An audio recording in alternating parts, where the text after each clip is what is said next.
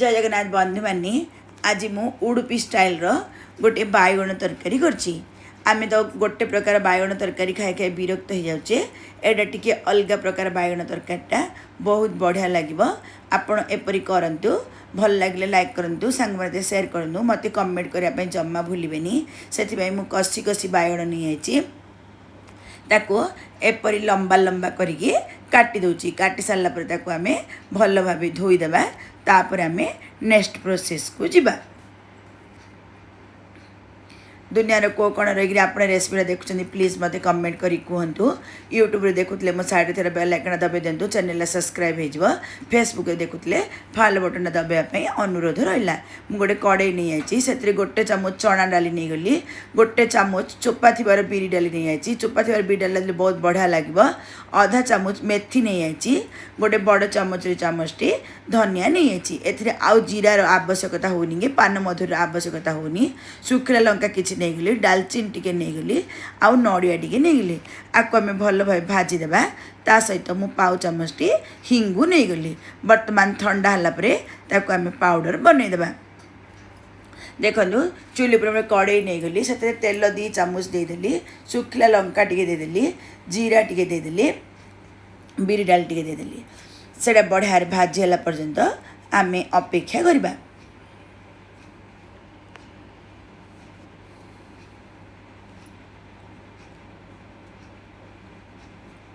देखो बढ़िया भाजी हो गला।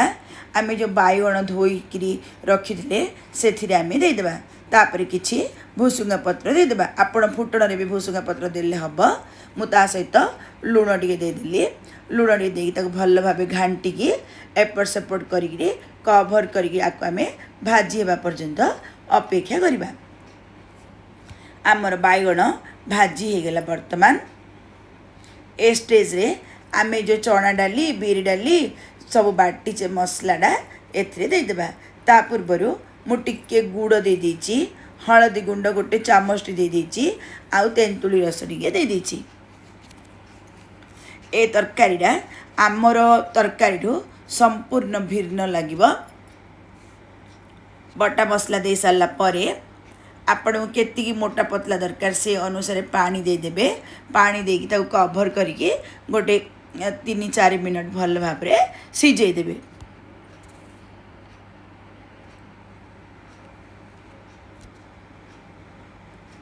कहले मसलाटा बढ़िया सिझीज, बाइगण भितर को मसलार टेस्ट जीव, आउ मसला भी बाइगण टेस्ट आसिक भल लगे। आपण एपरी थरे बिना पियाज रसन रे बनातु, केते टेस्ट लागिबो। पूजा पर्व दिन मानक एपरी बनातु, बहुत बढ़िया लागिबो। भात सहित रुटी सहित पटा सहित खाइले भल लागिबो। मु एपरी केबे भी बनै नथिली, आज ही फर्स्ट टाइम बनै खाइली, बहुत बढ़िया लागला। मु उडुपी होटल रु ब्रह्मपुर पचारिकी ए रेसिपीटा करछि। मु थरे जाइतली ए रेसिपीटा हेइतिला। देखो बढ़िया आम तरकारी सिझीगला। मुझे किसी धनिया पत्र पकईदेली, चुली को बंद करदेली। मु आज या भात सहित खाइबी।